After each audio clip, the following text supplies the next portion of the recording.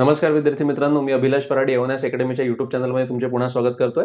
विद्यार्थी मित्रांनो, आजच्या सिरीजमध्ये आपण बघणार आहोत आंतरराष्ट्रीय संबंध मॅप रिडिंगच्या माध्यमातून. आता हे बघा विद्यार्थी मित्रांनो, याच्या आधी जे काही आंतरराष्ट्रीय संबंधावरती मी व्हिडिओ अपलोड केलेले आहे ते प्रामुख्याने इन्फॉर्मेटिव्ह पद्धतीचे होते, पण इथं आपण प्रामुख्याने काय बघणार आहोत, त्याच व्हिडिओ किंवा ज्या काही इन्फॉर्मेशन आंतरराष्ट्रीय संबंध रिलेटेड आहे त्याला मॅप रिडिंगच्या माध्यमातून कसं पाहायचं की जेणेकरून तुम्हाला पूर्व परीक्षा आणि मुख्य परीक्षेमध्ये त्याचा फायदा होईल. किंवा आता जसं राज्यसेवेचा नवीन पॅटर्न झालाय त्यामध्ये डिस्क्रिप्टिव्ह पद्धतीने तुम्हाला तिथं उत्तर लिहावे लागणार आहे.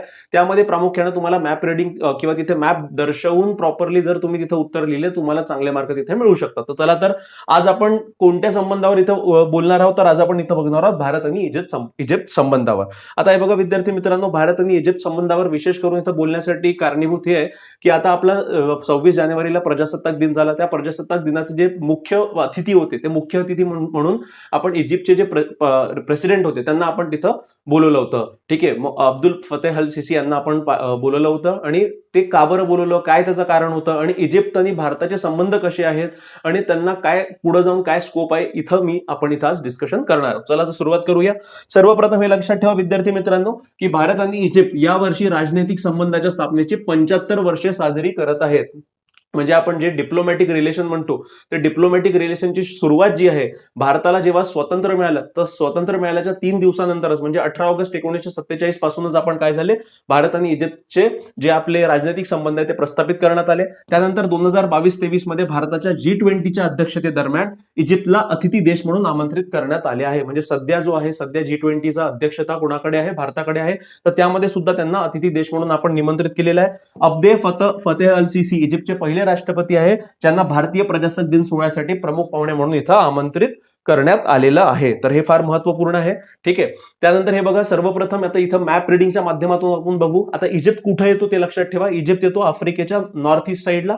ठीक आहे, तर याच्यामध्ये इजिप्त आफ्रिकेचा भाग आहे, पण जेव्हा ऑफिशियली कन्सिडर करण्यात येतं तेव्हा इजिप्तला वेस्ट एशिया किंवा मिडल ईस्टचा पार्ट सुद्धा इथं म्हणण्यात येतं. आता हे बघा विद्यार्थी मित्रांनो, मी तुम्हाला आधीच सांगितलेलं आहे वेस्ट एशिया म्हणजे काय, तर आपल्यासाठी भारताच्या पश्चिमेकडे म्हणून आपण त्याला वेस्ट एशिया म्हणू. मिडल ईस्ट कोणासाठी, तर अमेरिकेच्या तो ईस्ट साईडला आहे, पूर्वेकडे आहे आणि पूर्वेला एकदम मध्य पूर्वेला आहे म्हणून त्याला मिडल ईस्ट म्हणतात. म्हणजे हे जे मिडल ईस्ट हे नामकरण आहे हे अमेरिका धार्जिन आहे. ठीक आहे, आणि वेस्ट एशिया हे आपल्या धार्जिन. तर इथं मिडल ईस्टचाच याला काय कन्सिडर करण्यात येतो, इजिप्तला पार्ट. आणि इजिप्त हे मुस्लिम बहुल देश आहे विद्यार्थी मित्रांनो, हे प्रामुख्याने लक्षात ठेवा. जवळजवळ जर आपण बघितलं तर 90% पॉप्युलेशन जी आहे ती मुस्लिम आहे आणि 10% पॉप्युलेशन जी आहे ती ख्रिश्चन आहे. ठीक आहे, आणि हे बघा आता येतो कुठे, वरती याची जर बॉर्डर लाईन पाहिली आपण तर मेडिटेरियन सी, भूमध्य सागर. ठीक आहे, खाली जर इकडे बघितलं तर रेड सी आहे. ठीक आहे, इकडे लिबिया आहे, खाली आपलं सुदान आहे. ठीक आहे, तर जेणेकरून आपल्याला भौगोलिक त्याची परिस्थिती इथं समजली पाहिजे. ठीक आहे, आता हे बघा सर्वप्रथम तुम्हाला प्रश्न पूर्व परीक्षेत कसे विचारले जाऊ शकतात. आफ्रिका असा खंड आहे की ज्यामधून ट्रॉपिक ऑफ कॅन्सर, इक्वेटर आणि ट्रॉपिक ऑफ कॅप्रिकॉन या तीनही लाईनी काय तिथं एकाच खंडातून जातात. तर याच्यावर सुद्धा प्रश्न विचारलेले गेले आहे, तर हे लक्षात ठेवा. त्यानंतर पुढे वळूया. हे बघा आता थोडा इजिप्तचा आपण डिटेलमध्ये मॅप बघू. इजिप्तमध्ये प्रामुख्याने जी नदी वाहते ती आहे नाईल नदी. ठीक आहे, तर आता नाईल नदी आणि या नाईल नदीवरच लेक नासेर म्हणून एक लेक आहे. तर तुम्हाला याच्यावर सुद्धा युपीएससी मध्ये आणि राज्यसेवा पूर्व परीक्षेमध्ये प्रश्न विचारल्या गेल्यात विद्यार्थी मित्रांनो. त्यामध्ये लक्षात ठेवा की हा जो एक पेनिन्सुला आहे, ठीक आहे, द्वीपकल्प त्याला मराठीमध्ये म्हणतात, तर हा आहे सिनाई द्वीपकल्प किंवा सिनाई पेनिन्सुला. हा सुद्धा इजिप्तच्या अधिपत्याखाली आहे. आणि या सिनाई पेनिन्सुला आणि मेनलँड जे इजिप्त आहे याच्यामधूनच एक कालवा बनवलेला आहे. ठीक आहे, त्या कालव्याचं नाव आहे विद्यार्थी मित्रांनो सुएझ कालवा. ठीक आहे, किंवा सुएझ कॅनल सुद्धा त्याला म्हणण्यात येतं. जवळपास याला सी लेन्स ऑफ कम्युनिकेशन म्हणतात इंग्रजीमध्ये. काय म्हणतात, सी लेन्स ऑफ कम्युनिकेशन. जवळपास जगामध्ये जो काही व्यापार होतो त्या व्यापाराच्या जवळपास 12% व्यापार या सुएझ कालव्यातनं केला जातो. 12% व्यापार म्हणजे फार मोठा व्यापार आहे. आणि प्रामुख्यानं हे जे भारतासाठी हा जो रूट आहे किंवा हे जे सी लेन ऑफ कम्युनिकेशन आहे फार महत्वपूर्ण आहे. कारण यांनी काय होतं विद्यार्थी मित्रांनो की भूमध्य सागरातून, ठीक आहे, किंवा युरोपमधून काही गोष्टी जर आपल्याला लागत असेल किंवा आफ्रिकेतून काही लागत असेल तर ते सहज या मार्गाने भारतापर्यंत पोहोचवल्या जाऊ शकतात. ठीक आहे, सोप्या मार्गाने आणि कमीत कमी डिस्टन्समध्ये. जर हा कालवा जर बनवलेला नसता तर आपल्याला पूर्ण फिरून आफ्रिका खंडातून तिथून जावं लागलं असतं. तर प्रामुख्याने भारतासाठी फार महत्वपूर्ण कालवा आहे हा. ठीक आहे, भारतासाठीच नव्हे तर पूर्ण जगासाठी आहे. 12% व्यापार या कालव्यातून इथं होतो. तर याचं नाव आहे सिनाई पेनिन्सुला. याच्यावर सुद्धा प्रश्न विचारला जाऊ शकतो. त्यानंतर हे लक्षात ठेवा की ही जी खाडी आहे याला अकाबाची खाडी म्हणतात किंवा गल्फ ऑफ अकाबा म्हणतात. ठीक आहे. त्यानंतर सुएझ कालवा जी खाडी बनवतो त्याला म्हणतात गल्फ ऑफ सुएझ. ठीक आहे, किंवा सुएझची खाडी इथं म्हटलं जातं.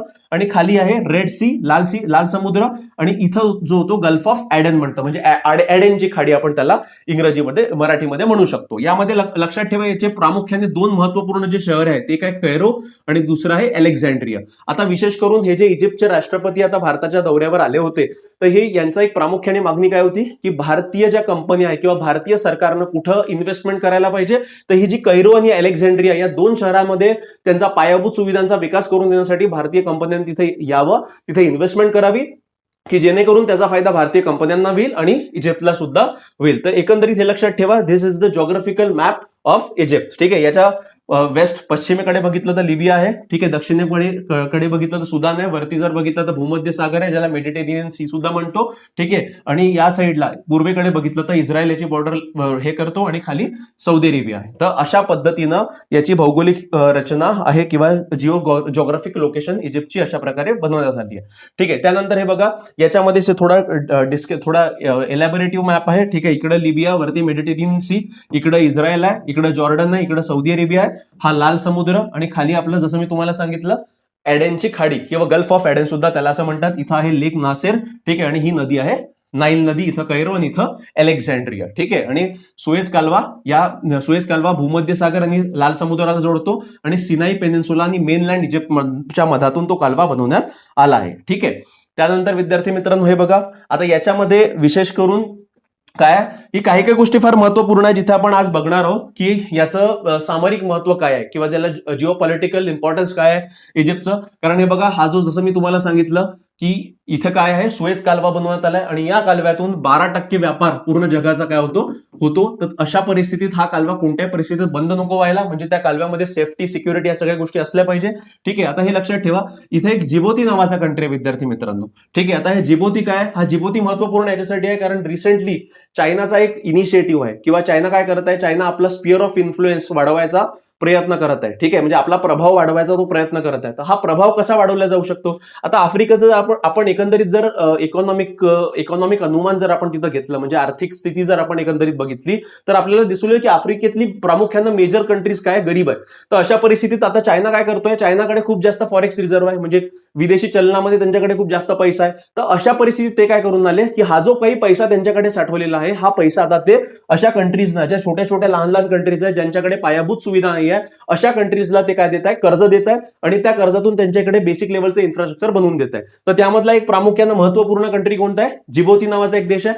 या देशामध्ये चायना इन्व्हेस्टमेंट तर करतच आहे, पण प्रामुख्याने इन्व्हेस्टमेंट करून ते काय करत आहे, तिथे आपला एक मिलिटरी बेस तयार करण्याचा सुद्धा प्रयत्न करत आहे. आता हे बघा विद्यार्थी मित्रांनो, जर कोणत्या मालवाहू जहाजा ज्या इथून वाहतील त्या काय होईल, त्या जिबोथ्री थ्रू किंवा या गल्फ ऑफ ॲडेन थ्रू त्या मग इंडियन ओशनला येतील किंवा अरेबियन समुद्रात येतील. तर अशा परिस्थितीत जर हा चोक पॉईंट जर चायनानं इथं ब्लॉक केला, तर पूर्ण जगाला काय त्याचा धोका उद्भवू शकतो, आणि प्रामुख्याने भारताला सुद्धा. कारण भारत आणि चायनाचे संबंध मागच्या काही कालावधीपासून जर आपण बघितलं तर सतत आपण आपली जी सीमारेषा आहे त्याच्यावर आपले झगडे चालूच आहेत. तर अशा परिस्थितीत ही भारतासाठी एक खतऱ्याची घंटा आपण तिथं म्हणू शकतो. तर म्हणून भारताला इजिप्त सारख्या देशांची मदत घेणं फार आवश्यक आहे. म्हणून हे जे संबंध वृद्धिंगत करण्यासाठी आता प्रधानमंत्री मोदी सरकारनं जो काही निर्णय घेतलाय तो फारच उत्कृष्ट आहे. ठीक आहे. त्यानंतर हे बघा, आता जे आहे, जे काल मीटिंग झाली, ठीक आहे, 26 जानेवारीच्या दरम्यान जे काही प्रधानमंत्री मोदी आणि अब्देल फतह अल सिसी या इजिप्तच्या राष्ट्रपती या दोघांमध्ये जी मीटिंग झाली, त्यामध्ये असं ठरवण्यात आलं की भारत आणि इजिप्तने धोरणात्मक भागीदारी करण्याचं ठरवलंय, ज्याला आपण स्ट्रॅटेजिक पार्टनरशिप असं सुद्धा म्हणतो.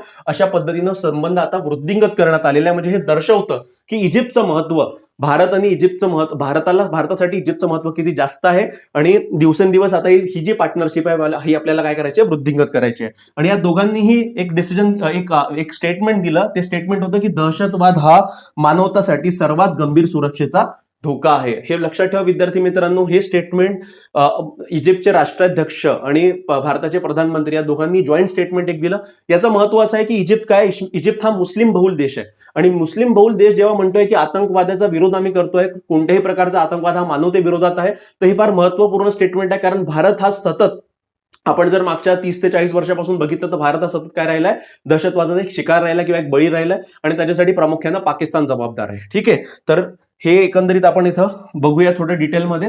त्यानंतर हे बघा की ही जी धोरणात्मक भागीदारी झाली आहे किंवा ही जी स्ट्रॅटेजिक पार्टनरशिप झाली आहे इंडिया आणि इजिप्तमध्ये, त्याचे एकूण किती घटक आहे? त्याचे एकूण 4 घटक आहे विद्यार्थी मित्रांनो. आता हे 4 घटक कोणते कोणते आहे? पहिला आहे राजकीय, संरक्षण आणि सुरक्षा, दुसरा आहे आर्थिक प्रतिबद्धता, तिसरा आहे सांस्कृतिक आणि लोकांमधील संपर्क ज्याला आपण पीपल टू पीपल कॉन्टॅक्ट म्हणतो, आणि चौथा आहे वैज्ञानिक आणि शैक्षणिक सहकार्य. ठीक आहे. आता याच्यामध्ये प्रामुख्याने जर इथं बघायला गेलं तर सांस्कृतिक आणि लोकांमधील संपर्कमध्ये काय येतं? जसं आता आपले काही पिक्चर रिलीज होतात तर ते पिक्चर तिथं इजिप्तमध्ये सुद्धा आपण काय करू शकतो? तिथं आपण रिलीज करू शकतो, जेणेकरून त्या लोकांना जर ते पिक्चर आवडले तर एक सांस्कृतिक कनेक्ट तिथे बसेल.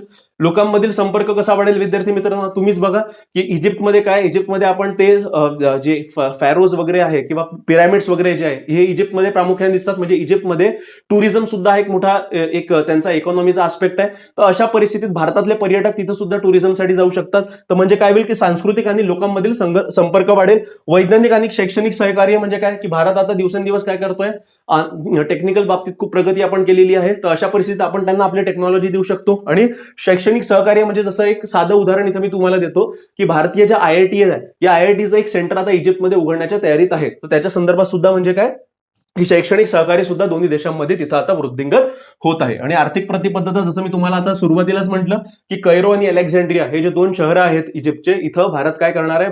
भारताचे ज्या काही कंपनीज आहेत त्या तिथं पायाभूत सुविधा बनवण्यासाठी सुद्धा इन्व्हेस्टमेंट करण्याच्या तयारीत आहे. आणि संरक्षण क्षेत्रात विशेष करून इथं बघितलं तर मागच्या वर्षी 2022 मध्ये भारताचे जे संरक्षण मंत्री आहे किंवा डिफेन्स मिनिस्टर आहे राजनाथ सिंह, हे कुठं गेले?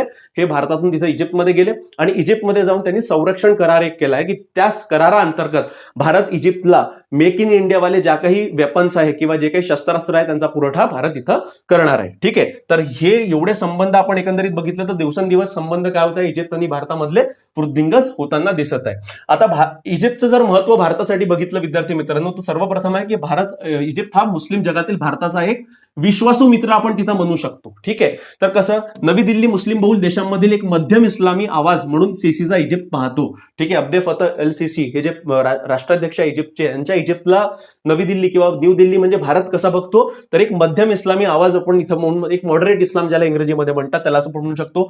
आणि इजिप्त हा ऑर्गनायझेशन ऑफ इस्लामिक कोऑपरेशन ज्याला OIC म्हणतात याचा एक सदस्य आहे. ठीक आहे. आणि एक सदस्य तर आहेच, पण भारताचा मित्र देखील आहे. हे फार महत्वपूर्ण आहे. आता हे जे ऑर्गनायझेशन ऑफ इस्लामिक कोऑपरेशन आहे विद्यार्थी मित्रांनो, हे आहे मुस्लिम बहुल जे राष्ट्र असतात ते राष्ट्र या OICचे सदस्य आहे. ठीक आहे. एकूण याचे जर एकंदरीत बघितलं तर 57 देशांचा हा काय समूह आहे. प्रिडॉमिनंटली याच्यामधले जे काही राष्ट्र आहेत ते मुस्लिम बहुल आहेत. ठीक आहे. आणि यातला प्रामुख्याने एक मेंबर आहे आपला शेजारी पाकिस्तान. आता हा पाकिस्तान काय करतो विद्यार्थी मित्रांनो? येऊन जाऊन जम्मू अँड काश्मीरचा मुद्दा आंतरराष्ट्रीय स्तरावर आणण्याचा प्रयत्न करतो. आता आंतरराष्ट्रीय स्तरावर म्हणजे काय?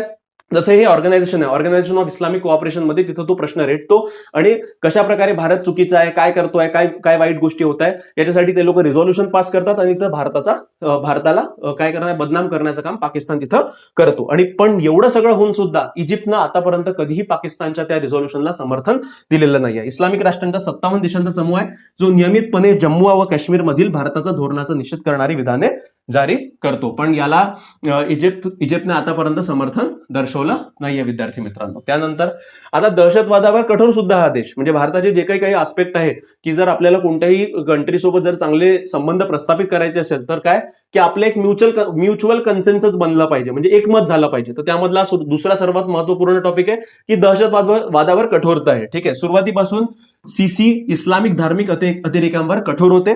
समीक्षक म्हणतात की त्यांनी मुस्लिम ब्रदरहुडच्या विरोधात स्वतःला स्थान देण्याचा फायदा पाहिला, ज्याचे नेते मोर्सी यांना तुरुंगात टाकण्यात आले होते आणि त्यांच्या लढ्याबद्दल प्रशंसा मिळाली होती. आता बेसिकली जर इथं आपण बघितलं तर 2011 मध्ये विद्यार्थी मित्रांनो इजिप्तमध्ये रिव्हॉल्युशन आली, क्रांती घडवण्यात आली होती. आता ही क्रांती कशाबद्दल होती तर बेसिकली काय की तिथं त्याच्या आधी हुकुमशाही होती. आता हुकुमशाही होती तर हुकुमशाहीमधले प्रॉब्लेम काय झाले, गरिबी खूप वाढली होती, करप्शन खूप वाढलं होतं. तर अशा परिस्थितीत तिथं आंदोलनं सुरू झाली. आता या आंदोलनाची जी 2011 मध्ये जे इजिप्तमध्ये रिव्हॉल्युशन सुरू झालं याची ठिणगी कुठं पडली होती? याची ठिणगी पडली होती 2010 मध्ये ट्युनिशियामध्ये. कुठं पडली होती?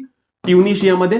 या अरब रिव्हॉल्युशन किंवा अरब स्प्रिंग त्याला म्हणतात. ठीक आहे. आता ही जी अरब रिव्हॉल्युशनची सुरुवातच कुठून झाली? ट्युनिशियामध्ये. ठीक आहे. त्यालाच आपण जास्मिन रिव्हॉल्युशन सुद्धा म्हणतो. काय म्हणतो? Jasmine revolution. आणि त्या अंतर्गत ट्युनिशियामध्ये डेमोक्रेसी तिथं प्रस्थापित करण्यात आली आणि त्याचेच परिणाम इजिप्तमध्ये 2011 साली दिसून आले. ठीक आहे. तर त्यामध्ये इलेक्शन झाले. इलेक्शन नंतर मग निवडून मोर्सी, ठीक आहे, मोहम्मद मोर्सी म्हणून ते निवडून आले. त्यानंतर 2013 पर्यंत ते तिथं राष्ट्राध्यक्ष होते. 2014 साली खूप करण्यात आलं, म्हणजे जबरदस्तीने मिलिटरीने काय केलं, सत्ता बळकावली, आणि ते बळकावण्याचे नेते कोण होते, अब्दे फतह अल सीसी होते.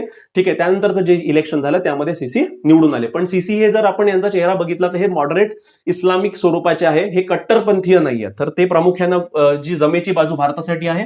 त्यानंतर संरक्षण भागीदारी जर आपण इथं बघितली विद्यार्थी मित्रांनो, तर नवी दिल्ली भारत निर्मित संरक्षण उपकरणे जसे की LCA तेजस, आकाश सारखी क्षेपणास्त्रे, DRDOचे स्मार्ट अँटी एअरफील्ड वेपन आणि रडार इजिप्तला पुरवू इच्छित आहे. ठीक आहे, इव्हन जसं मी तुम्हाला सांगितलं की 2022 मध्ये आपले भारताचे जे संरक्षण मंत्री होते राजनाथ सिंग, ते काय, त्यांनी कैरोला भेट दिली होती आणि तेव्हा एका करारावर स्वाक्षरी करण्यात आली आणि दोन्ही देशांनी सरावामध्ये सहभागी होण्याचा आणि प्रशिक्षणात सहकार्य करण्याचा निर्णय घेतलाय. म्हणजे जे काही मिलिटरीचे जॉईंट तिथं हे होतात, सराव होतात किंवा प्रशिक्षण होतात, त्यामध्ये आता दोन्ही सैन्य एकत्र सहभागी होऊ शकतात. ठीक आहे, हा बघा, हाच फोटो आहे विद्यार्थी मित्रांनो मागच्या वर्षीचा.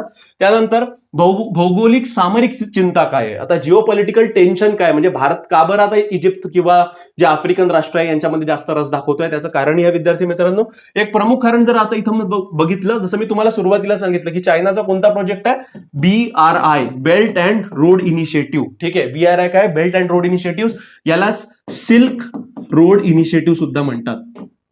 यालाच काय म्हणतात इंग्रजीमध्ये, सिल्क रोड इनिशिएटिव्ह. या अंतर्गत चायना काय करतोय विद्यार्थी मित्रांनो, चायनाकडे भरमसाठ पैसा आहे, तर चायना या गरीब राष्ट्रांना काय करतोय, पैशाची मदत करतोय आणि त्यांना डेप्ट ट्रॅप डिप्लोमॅसीमध्ये अडकवतोय. कशामध्ये अडकवतोय, डेप्ट ट्रॅप डिप्लोमॅसी. म्हणजे काय, कर्ज देऊन द्यायचं आणि कर्जाची परतफेडचा तो जो क्रायटेरिया असतो तो सुद्धा एवढा कठीण ठेवायचा की ते बिचारे राष्ट्र, त्यांना माहितीच नाही राहत की आपण एवढं कर्ज घेतलंय आणि त्याच्यावर आपल्याला किती रिटर्न द्यावं लागेल. तर अशा परिस्थितीत काय होतं की ते फसून जातात आणि मग म्हणतात की चायनाला की तुम्ही आमची जमीन घेऊन टाका लीजवर. जसं की आपला खालचा राष्ट्र श्रीलंका. आता श्रीलंकेच्या बाबतीत काय झालं विद्यार्थी मित्रांनो, तुम्हीच बघा की श्रीलंकेने सुद्धा भरमसाठ कर्ज कोणाकडून घेतले, चायनाकडून घेतले. इव्हन कोलंबोचा पोर्ट सिटी प्रोजेक्ट झाला, हंबानतोटा एअरपोर्ट झालं, या सगळ्या प्रोजेक्टसाठी चायनाने त्यांना कर्ज तर दिलं, पण कर्जाची परतफेड ते प्रॉपरली करू शकले नाही, कारण त्यांना कळलंच नाही की भाई जे काही कर्ज आपण घेतलंय त्याला आपण प्रॉपर रिटर्न करू शकू का, किंवा त्याचे टर्म्स अँड कंडिशन कसे आहे त्यांनी बघितले नाही. आणि फ्रस्ट्रेशनमुळे त्यांनी कर्ज घेऊन टाकलं आणि अनायासे आता काय करावं लागलं, जेव्हा आर्थिक डबघाईस तो पूर्ण देशाला, तेव्हा त्यांना आता हंबानतोटा सारखे जे महत्वाचे असे स्थळ आहे ते त्यांना आता चायनाला लीजवर द्यावे लागून आले आणि आता आपण बघतो की चायनाचाही प्रेझेन्स श्रीलंकेमध्ये दिवसाघडी वाढत आहे. ठीक आहे, तर हे सिल्क रोड इनिशिएटिव्ह आणि बेल्ट रोड इनिशिएटिव्ह अंतर्गत आता चायना काय करतोय की या आफ्रिकन देशांना सुद्धा भरमसाठ मदत देतोय. त्याचाच एक परिणाम इजिप्तचा आहे. चीनचा इजिप्त बरोबरचा द्विपक्षीय करार सध्या व्यापार जो आहे तो सध्या किती होतोय, $15 अब्ज आहे.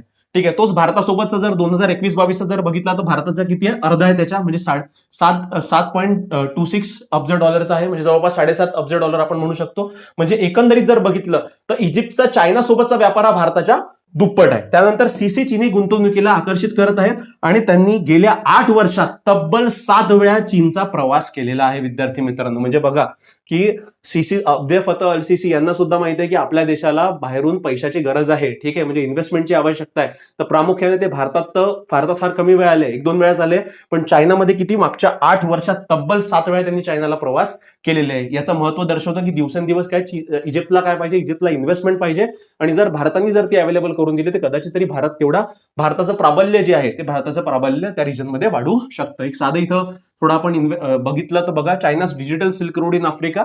ठीक आहे, म्हणजे इजिप्त झालं, Algeria, Morocco, Mali, Ghana, Nigeria, Djibouti, Ethiopia, Kenya, Tanzania, Mozambique, पूर्ण कंट्रीजमध्ये जर आपण बघितलं चायनाने काय दिलाय, डेटा सेंटर आणि स्मार्ट सिटी इनिशिएटिव्ह डेव्हलप केलेले आहे आणि यासाठी जो काही लागणारा पैसा आहे तो सुद्धा कोण देऊन आलाय, चायना देतोय. कोणत्या इनिशिएटिव्ह अंतर्गत, बेल्ट अँड रोड इनिशिएटिव्ह अंतर्गत किंवा सिल्क रोड इनिशिएटिव्ह अंतर्गत आपण त्याला म्हणू शकतो. त्याच प्रकारे Chinese investment in African port जर आपण बघितलं, त्यामधला प्रामुख्याने आता आपल्याला जो कन्सर्न करणार आहे किंवा आपल्यासाठी काळजी करणार आहे तो कोणता आहे, जिबौती पोर्ट झालाय.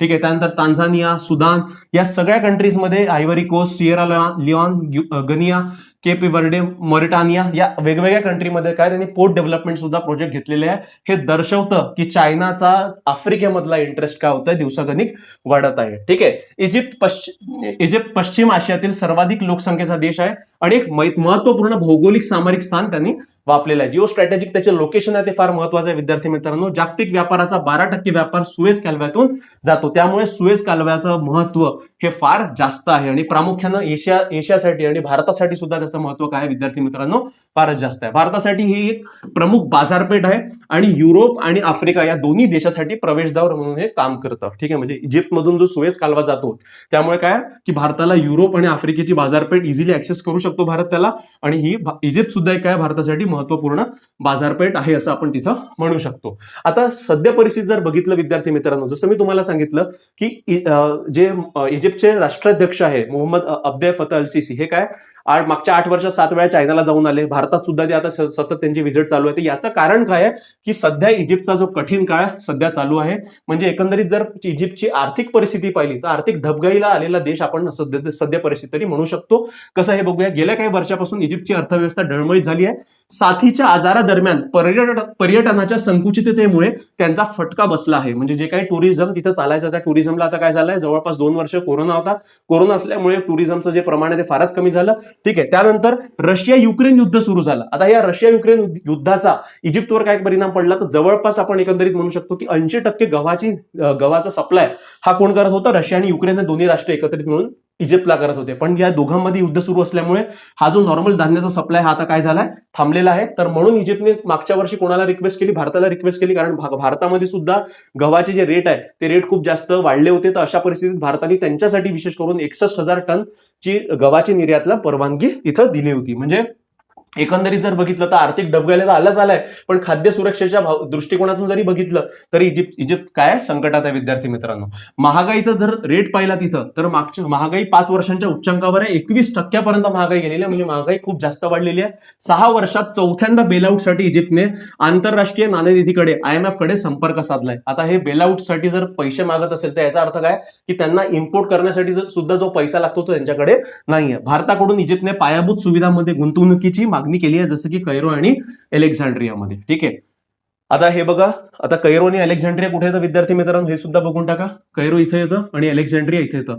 या 2 शहरांमध्ये काय जे काही पायाभूत सुविधांचं निर्माण आहे त्यासाठी भारताला मदत तिथे मागितलेली आहे. आणि हा जो सुएझ कालवा आहे या सुएझ कालव्याच्या अवतीभोवती सुद्धा इकॉनॉमिक झोन ते लोक तयार करत आहे, ज्याला एक्सक्लुझिव्ह इकॉनॉमिक झोन असं म्हणतात. तर त्यांचं असं म्हणणं आहे की या एक्सक्लुझिव्ह इकॉनॉमिक झोन मध्ये सुद्धा भारतीय कंपन्यांनी तिथे इन्व्हेस्ट करावी आणि तिथे रोजगार अवेलेबल करून द्यावा. ठीक आहे, तर विद्यार्थी मित्रांनो या व्हिडिओमध्ये इतकंच. तुम्हाला जर व्हिडिओ आवडला असेल तर लाईक करा, शेअर करा आणि चॅनलला सबस्क्राईब करायला विसरू नका. विद्यार्थी मित्रांनो या सिरीजचं जे वैशिष्ट्य आहे ते असंच आहे की आपण जास्तीत जास्त गोष्टी ही मॅपच्या माध्यमातून इथे तुम्हाला सांगण्याचा इथं प्रयत्न करू. तुम्हाला जर व्हिडिओ आवडला असेल तर नक्कीच कमेंट सेक्शन मध्ये कमेंट करा. थँक्यू.